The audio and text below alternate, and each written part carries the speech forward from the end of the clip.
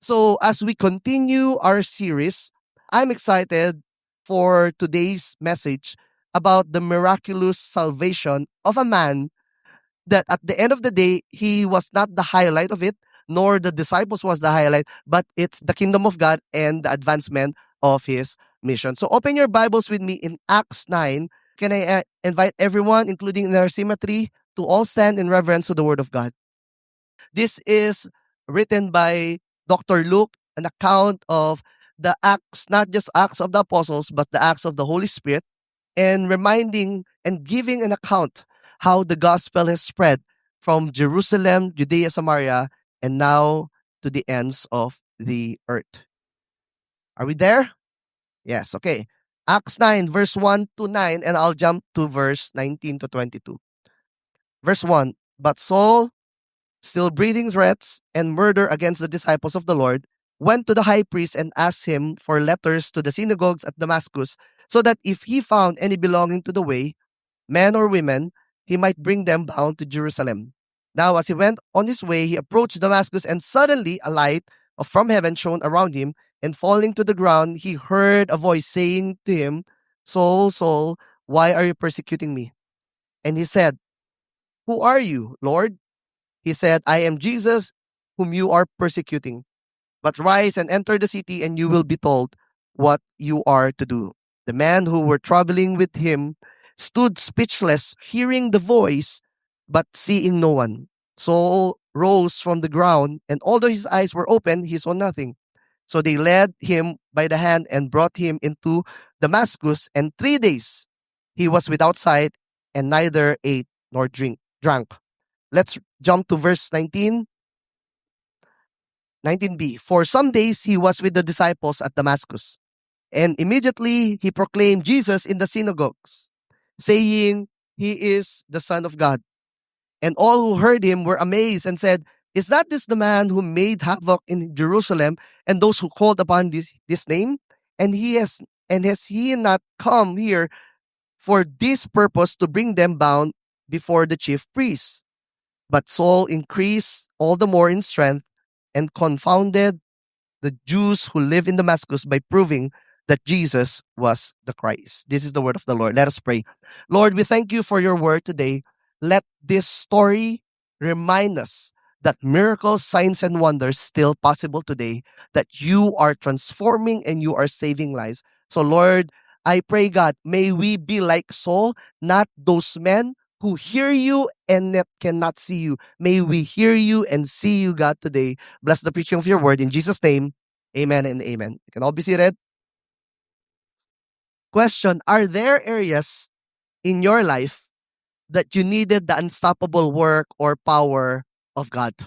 Are there areas? If you're a student, you need the unstoppable work and power of God in your studies. Come on. Parang yung mga iba po, Lord, resurrect my grades from the grave, di ba? Gusto mo pa talagang ma-resurrect.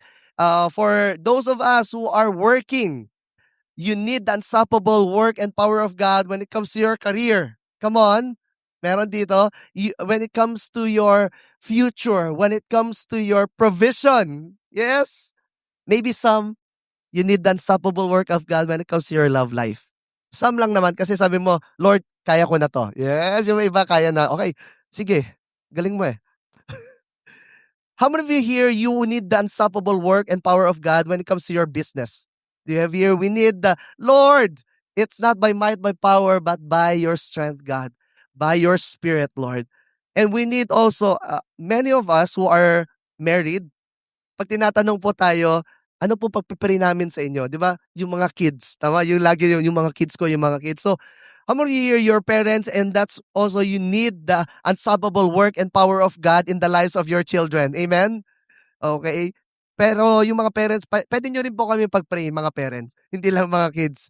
Also, when it comes to provisions, when it comes to our marriages, when it comes to restoration of relationships, how many of you here, you need the power of God, unstoppable power of God, when it comes to salvation of family or loved one?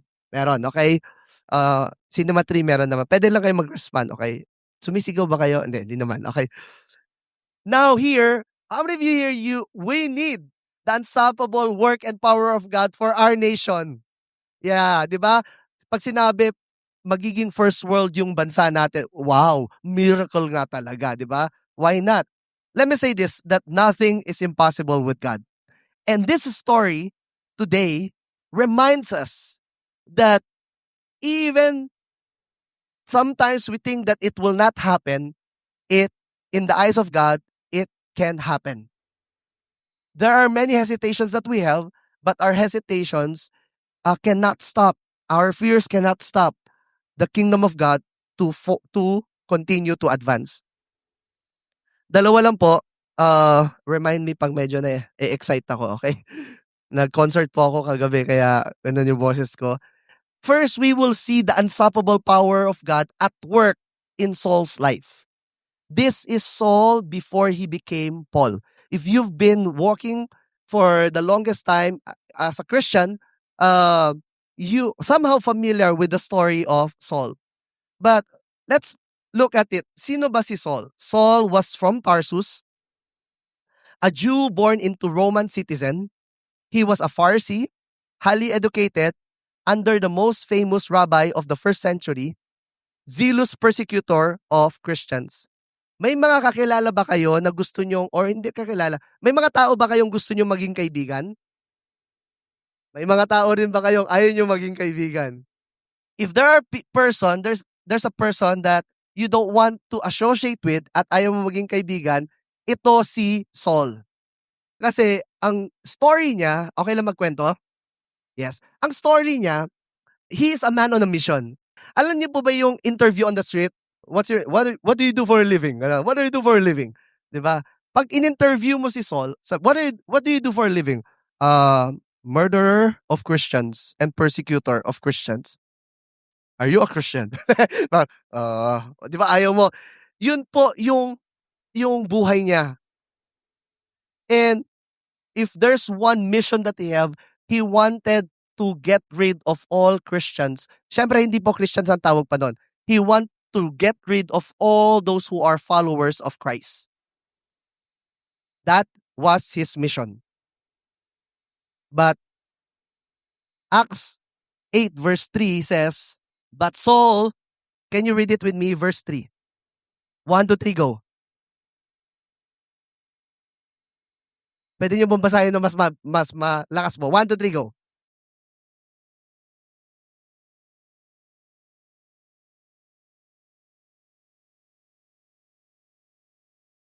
So Acts 8, before we went to Acts 9, ito po yung nangyayari. Acts 7, Stephen, a martyr, died. He was stoned to death. Alam niyo po kung sino nagbigay ng go signal para mamatay si Stephen? Saul. Acts 8, Saul went from church to church, entering house to house, and drag off men and women, committed them to prison. Acts 9, verse 1 to 2, Paul was not just threatening the Christians, but he was breathing threats. Ibig sabihin po no, ng breathing threats in the scripture, it is as though persecution was air he breathed. It went to the core of who he was as a Pharisee. And Pharisee hates followers of Jesus. So Paul was breathing threats and murder against Christians. And now he was taking that mission 150 miles north to Damascus. Damascus was a strategic place. And then malapit na po yung Jerusalem dun. And if you hit that and all the disciples, it can crush the Christianity. But how many of you know that no one and nothing can stop the kingdom of God to advance? Amen? We've seen kingdoms rise up and fall. Persian, Assyrian, Roman Empire, Babylonian Empire. We've seen in 400 AD, they thought that that's the end of Christianity, but where's Christianity now? No one can stop the kingdom of God to advance. Amen? It's unstoppable. Why? Because it is His will and His mission. Not just a group of people, but even individuals. King Nebuchadnezzar thought that he can stop people worshiping God. He died. And people, Christians, grew more and more and more. So what happened was, this was the road to Damascus experience of Paul. And I would say that all of us at one point in our Christian life, we will have a road to Damascus experience.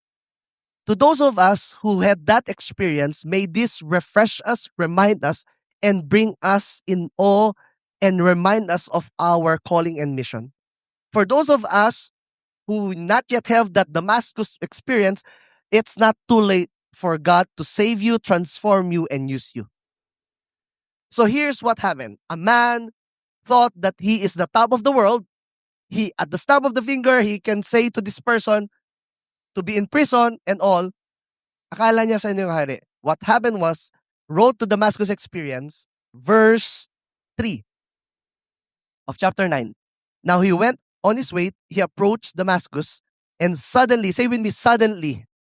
Kumanta siya. Okay. Suddenly, di ba? A light from heaven shone around him. Ito po yung sino nag-preach sa'yo ng si Jesus. Ito yun, okay? Di ba? Bam! And falling to the ground kasi he is riding a horse. He heard a voice saying, Saul, Saul, why are you persecuting me? Actually, it was a side comment. It was not really Jesus he was persecuting, but he was persecuting the church, which is the church as ecclesia, as we are the bride of Christ. And remember this, if you are the bride of Christ, you have a protective bridegroom. And your bridegroom will fight for you. Di ba? Imagine, sa mga may asawa dito, tama mga husband, di ba, biruin mo na lahat. Wag mo lang, di ba? Wag mo lang biruin yung asawa ko and all. So, you will protect at any cost. Now, parang kung meron mang bumalik o meron mang naghigante, if you may, sa church, sa bride of Christ, it was not the church, it was Christ himself. And said, who are you, Lord? And he said, I am Jesus, whom you are persecuting. Now, this is the road to Damascus experience of Saul.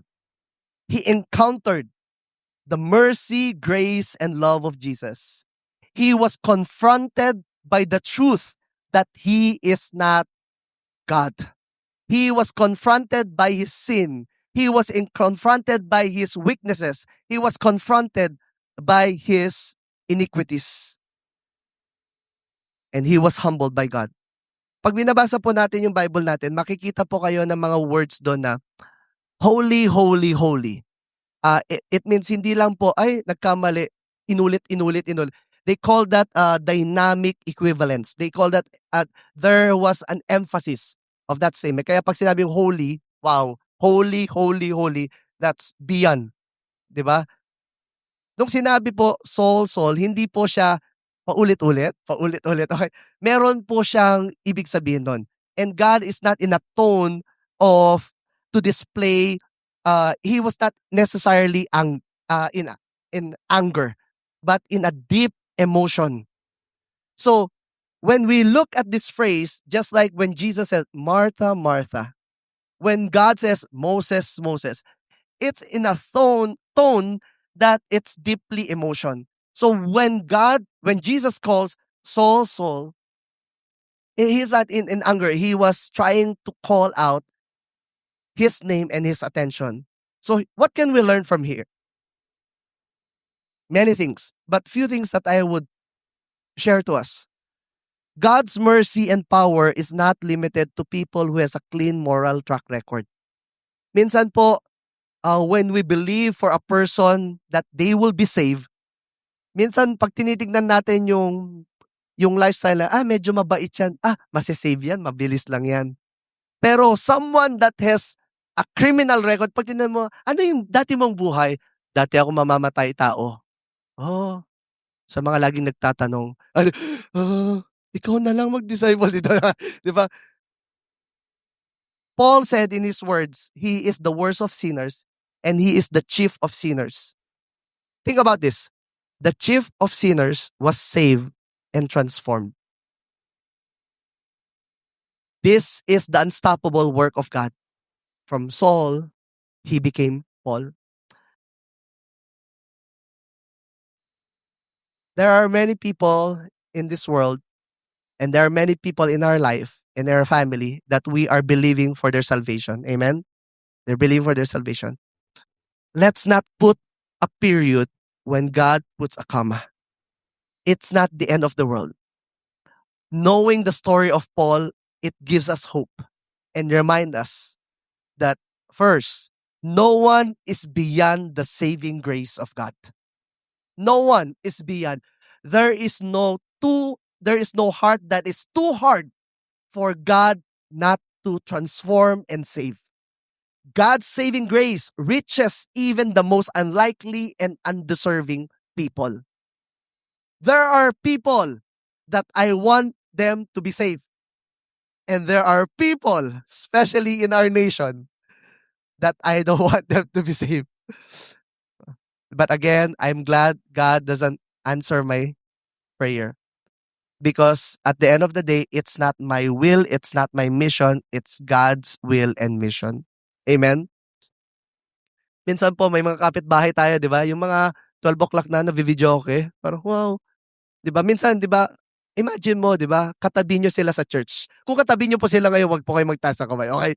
'Di ba? May nangyari po, 'di parang imagine yung worst people na ayaw mo makita sa church, nagkita kayo.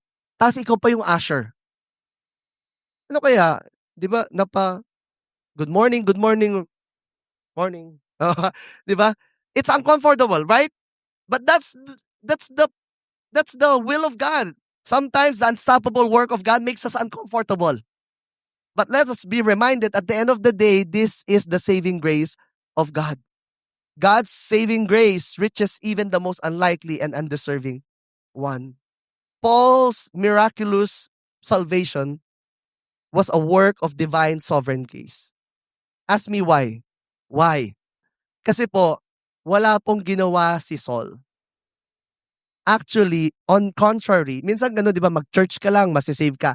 Actually, pag tinignan natin 'to, wala siyang ginawa. Actually, ang goal niya nga ay ikulong. Ikulong, ikulong, ikulong. Ay, okay. Ikulong yung mga Kristiyano, okay, that time. But, what happened was, God transformed him. Many times, we know that this is a work of divine grace because Jesus totally took over on the road, on the Damascus road. Jesus was not responding to anything Paul had done to win God's favor or God's grace. That's why you called it grace. It's unmerited, it's undeserving. Hindi po tayo na-save dahil nag-church tayo. Are you here with me?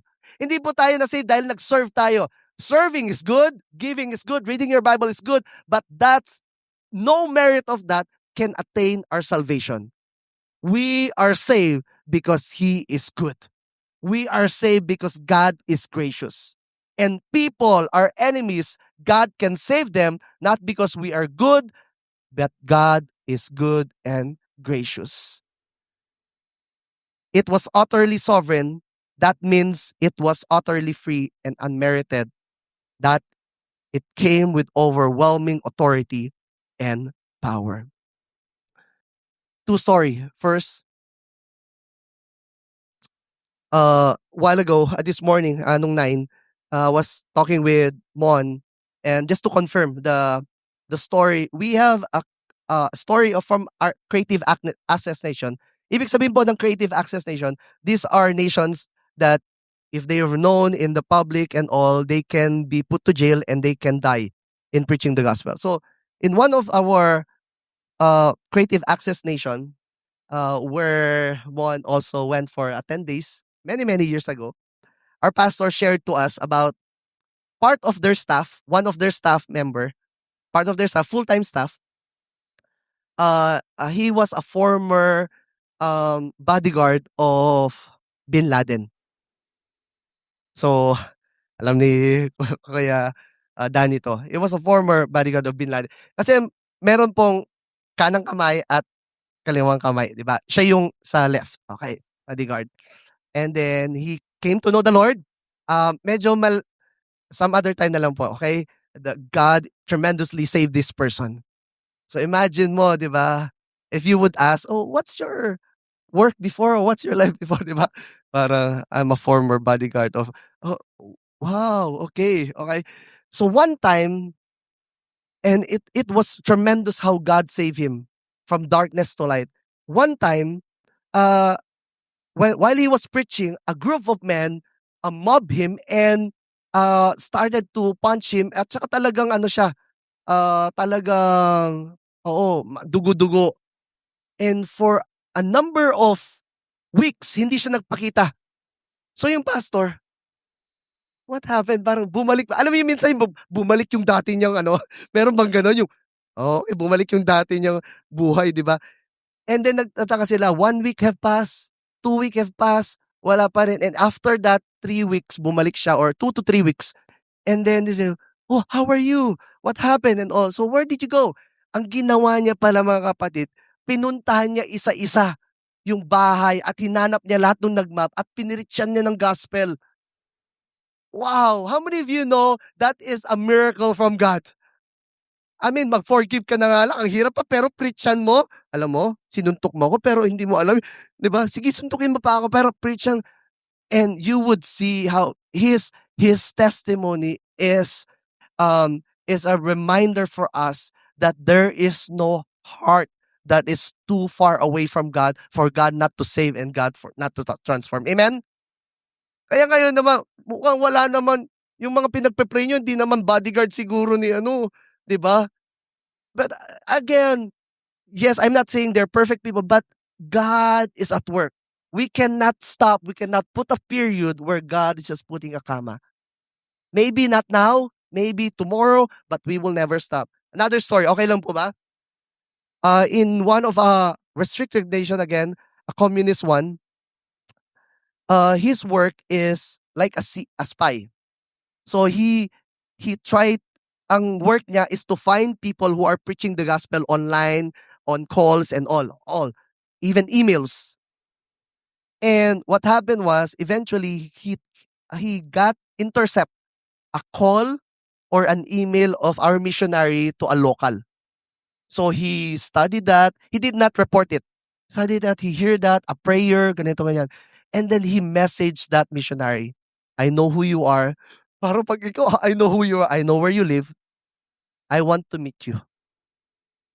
Kayo, gusto niyo po ba? Okay. So our missionary, ewan ko ba bakit ano yun, basta sabi niya, okay, he meet this person. And then nag-meet po sila sa, basta syempre hindi makita. So, to cut it short, nag-meet sila sa isang bathroom. And then, now tell me that Jesus, tell me. And that's like the fastest 3 minutes of preaching the gospel.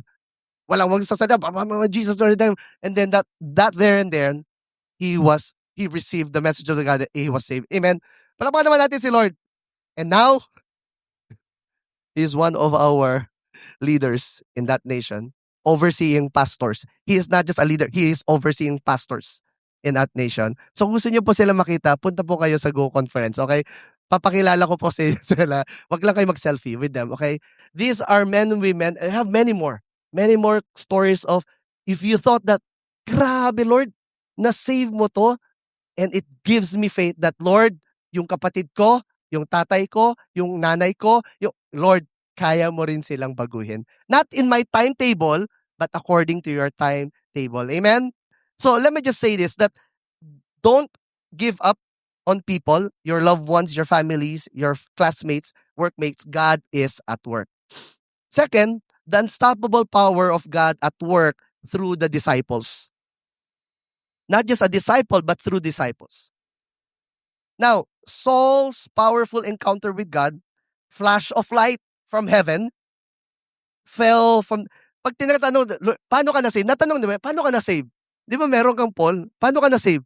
Well, nagpakita si Lord. Di ba parang, wow, okay. Meron ba dito na-save kayo nagpakita si Lord? Hindi ba? Okay. So, iba lang po siya. Okay. Kakaiba lang siya. Extraordinary siya. But if you could see here, flash of light from heaven, fell to the ground. Jesus appeared and spoke to him. Then what? Then he became a great apostle? Not quite. Not just us attending a church, our team led powerfully, ministered to us, umiyak ka, tumawa ka, umikot-ikot ka. Ibig sabihin nun, paglabas mo, great Christian ka na? Not quite. For Paul, God sent someone to make Saul a disciple. For him to be unstoppable mission force, he needed disciples who helped him, who nurtured him, and who raised him and equipped him. So, and if you, sino po sa atin dito kilala niyo po si Paul? Apostle Paul. I mean, kilala sa scripture. Kilala po natin si Paul, right? For some of you, many of us, you don't know Paul. Paul is, he is a man who planted almost all the churches in the New Testament. He is the one, 2/3 of the New Testament na binabasa po natin, si Paul po lahat nagsulat nun. And Paul is one of the prolific leader in the first century and he one of the most influential leader in the first century. Now, think about this. If you know that is the kind of person that he will be, what did God send? Did he send an angel Gabriel to disciple him? Did he send a beloved John, a Peter, a rock Peter, Apostle James? He sent an ordinary disciple named Ananias. Sino po ba si Ananias? Ito description kay Ananias, he was a disciple. Hindi po siya pastor, hindi po siya grabe. Imagine, di ba? Pag may pumasok minsan dyan na ito magiging future president ng bansa, minsan, ay, pastor, kayo mag-disciple. No, but God sent a disciple. Don't despise the people that you're leading. Could be they are the future senators, congressmen, future president of our nation. Here's the description. Paul, a murderer, a persecutor, sa last part, he became an apostle and a preacher of the gospel. Hindi po natin binasa yung gitna. What happened in the middle? Acts 9 verse 10 to 14. Now there was a disciple of Damascus named Ananias. The Lord said to him in a vision, Ananias, and he said, Here I am, Lord. And the Lord said to him, Rise and go to the street called Straight, and at the house of Judas look for a man of Tarsus named Saul. Ananias, Saul, for behold, he was praying, and he seen in a vision a man named Ananias come in and lay his hands on him so that he might regain his sight. But Ananias answered, Lord, I have heard from many about this man, how much evil he has done to your saints and at Jerusalem. And here he has authority from the chief priest to bind all who call on your name. So the Ananias' initial response is, sige Lord, punta ako. Sabihin mo Lord kung saan. No, ang initial response ni Ananias, Lord, sure ka? Sure ka ba sa narinig ko? Tama ba tayo ng Saul na ito yung Saul na naghahabok sa Jerusalem? Probably a mix of feeling of fear and anger. Anger because itong Saul na to, ito yung nagpapatay kay Stephen. Ito yung nagpakulong sa maraming disciples. And fear like, Lord, baka trap to. Baka ako yung makulong. Ananias went because of what Jesus said. Nandyan po sa verses yun. Jesus said, I will tell you, Jesus said, I will show him how much he must suffer for my name. Punta ka, because he will suffer for my name. Second, he said, this man is my chosen instrument to carry my name before the Gentiles and their kings and before the people of Israel. How many of you know, yung dalawa na yun sulit na? Yung pumunta ka ay Ananias kasi magsasuffer siya for my name. Ganun ba Lord? Sige, pupunta ako. Hindi sa compassion, magsasuffer siya. Pwede, tama ba mga kapatid? Pwede rin siya pumunta, Lord, grabe, magiging instrument siya. Sige, pupunta ako. But you know, Ananias went because God said, go. Say with me, go. Ultimately, Ananias overcame what he thought and what he felt because God said, go. He took God at his word and stepped out in faith. God's word supersedes any hesitations and fears that we have. Ananias has fears. Ananias has hesitations. Di ba minsan, go share the gospel. Ano yan, mamamatay tao yan. Wag ako. Nangungurakot yan eh. Magnanakaw yan eh. Wag ako. And yet, when God said, go, the word of God supersedes any hesitations and fears that we have. So what happened? Ito na. Ananias went to the house. Went to the house. Say with me, went to the house. Sino may kailangan? Si Saul. Pwede niya sabihin, Lord, sino may kailangan? Si Saul. Siya pumunta dito. But Ananias didn't bargain. He went to the house. Second, he entered the house. Pwede niya sabihin, Lord, can I just pray outside the house? Bulag naman siya eh. Hindi niya makikita. But he still entered the house. And then next, he placed his hands. Kaya po yung mga details na to, it has a vivid picture of what kind of obedience and faith Ananias had. He placed his hands on Paul. Pwede niya na sabihin, sige kayo, lay hands nyo siya. Wag na ako. And then, yung last, he called Saul, brother Saul. Wala pang ginagawa si Saul, but he considered him brother in the faith. Possible na hindi pa totoo yung faith nito, pero you are a brother in Christ. And he said, you may see again and be filled with the Holy Spirit. You know, many people said, what happened if Ananias didn't obey? Baka si Paul hindi siya healed. My answer is no. Our obedience doesn't stop God's kingdom to advance. Actually, our disobedience fail us to see the work of God in our very own eyes. You know what happened? If Ananias didn't obey God, God will call someone to do his work. But what a privilege for Ananias' obedience, what a privilege for him to see God's transforming work in his very own eyes, to see Paul from being murderer now being apostle and being saved by God.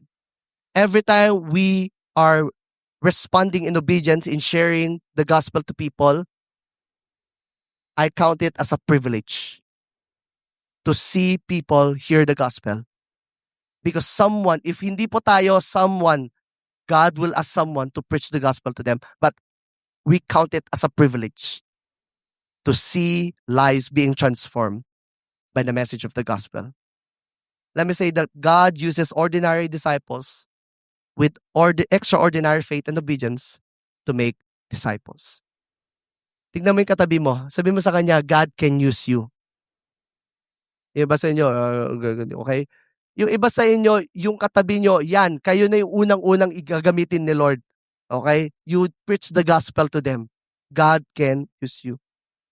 So I said disciples because it's not just a disciple named Ananias.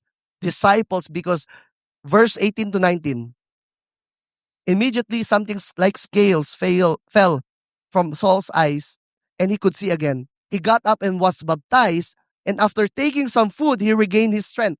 Saul spent several days with the disciples in Damascus. Let me say this. No matter how extraordinary your experience with God is, you still need other disciples for you to grow as a disciple. Kahit po si Lord bumaba at nagpakita sa inyo, kailangan nyo pa rin ng disciples to help you grow with your faith with God. Kaya po hindi po tayo taga Zimbabwe. We need people. Okay? Hindi po tayo attend lang church Zimbabwe. We need people who will help us. And that's the beauty of small groups, of our family, our singles, our students. Ulit-ulit ko pong sasabihin, this is beneficial for us as followers of Jesus. You want to be unstoppable mission force? You need people who will help you, equip you, and guide you. Amen? Last part of the verse 26 to 28. And when they had come to Jerusalem, listen to this. Naniniwala ba kayo that Paul already transformed and saved? Saan? Damascus, right? Ngayon, pupunta na sila sa Jerusalem to join the disciples. But the disciples in Jerusalem, they were all afraid of him, for they did not believe that he was a disciple. Wala na po si Ananias dyan. But a disciple again named Barnabas, took him and brought him to the apostle and declared to them how on the road he has seen the Lord who spoke to him and how at Damascus he has preached boldly in the name of Jesus. So in short, parang si Barnabas, ako bahala dyan. I am a witness of this man and his transformation. And thank God for disciples like Barnabas who would jump and would trust and believe that the work of God will continue to advance in our lives. So he went in and out among them in Jerusalem preaching boldly in the name of our Lord Jesus Christ. Acts 13 is the story of Paul. No, it's the story of Barnabas and Saul, their first missionary journey. Acts 14, and eventually became Paul and Barnabas. And Acts 15, more words, it's already Paul, Paul, Paul, Paul. And God used disciples to help him. And eventually, Paul, now that we know, he became unstoppable mission force of God. Amen? It all starts by God meeting him, God transforming him, and God using people that will help him and grow him in the faith. At the end of the day, ang bida dito, hindi si Saul, hindi si Ananias, hindi si Barnabas, hindi yung disciples. It is the work of God. God can use anyone for his kingdom advancement. And what a privilege for God to use us at this point in time. God can use anyone, 8 billion people in the world, but what a privilege for God to save us, transform us, and use us for his glory. Amen? Let me say this, that the unstoppable power of God is at work for our salvation and our transformation as we advance his mission. And this is the unstoppable power and the unstoppable work of God. He will save us. He will transform us as we advance his mission. Let me call on the keyboardist to join me here.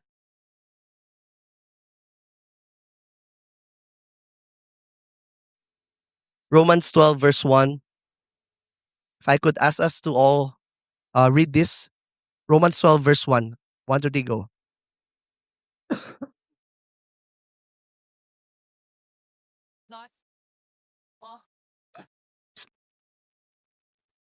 And pleasing to God, this is your true and proper worship. Later on, one of the masterpiece of Paul's writing, it's the book of Romans. When Paul wrote it, chapter 1 to 11, a systematic presentation of the gospel, and chapter 12, he started with therefore. And he said, in view of God's mercy, that we offer our bodies to God. Many years ago, there was an Englishman who had his fortune in the gold fields in California.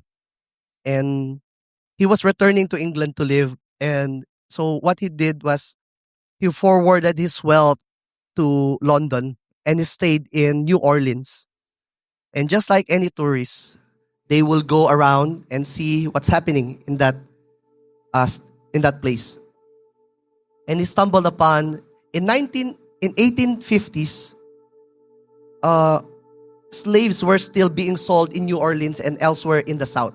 So he stumbled upon this slave market.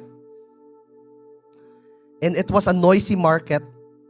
Men were gathered observing a young and very beautiful black woman who was up for bid.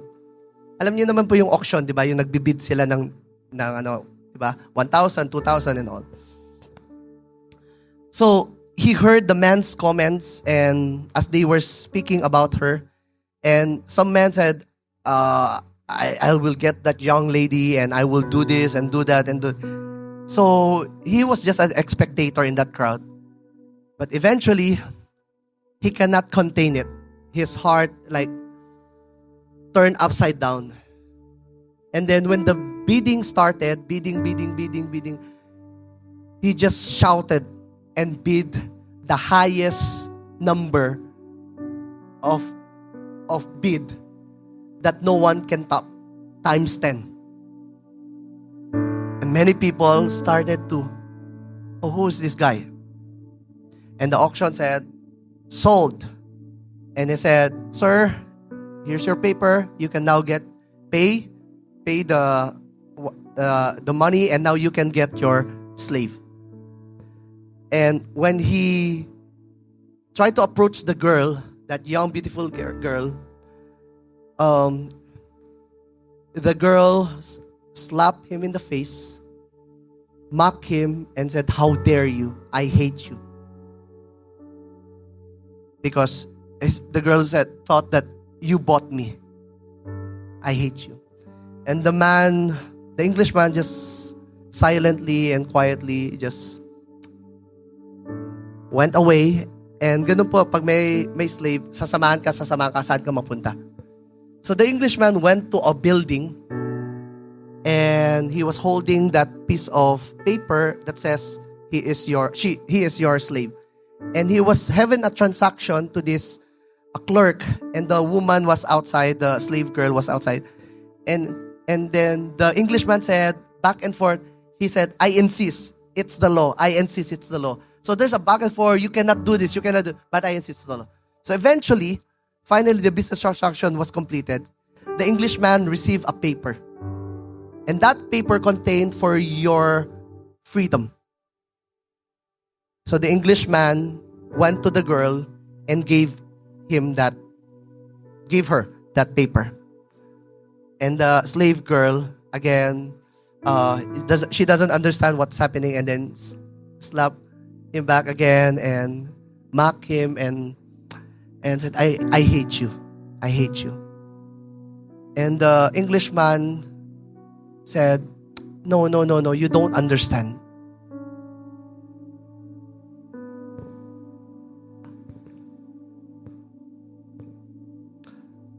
The Englishman said, "You don't understand. What you have here is your freedom. And as long as you have this paper, no man can bought you again. No man can be your master. You are a free woman." Now the slave girl, when she understood what the Englishman did, why? And the Englishman just kept silent. And she began to understand the significance of this document. And she fell on her knees and wept at gentleman's feet. Through her tears of joy and gratitude, he said these words. He said, "You bought me to make me free. I'll serve you forever." You see, if we understand the gravity of our sin and the greatness of His provision through our Lord Jesus Christ, serving Him is not a big thing. When we receive the mercy and grace of God, we will throw our lives to Him and say, "Lord, whatever you want to do in my life, it's all yours, God."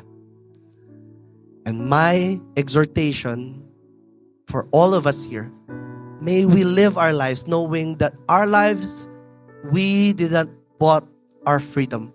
Someone paid for our freedom. Salvation is free, but someone else died at the cost for our freedom and for it to be free. And that is our Lord Jesus Christ. And may you serve Him all the days of your life. May you love Him more and more. And may you share His goodness and faithfulness to those people around you. Amen. Let's just all stand.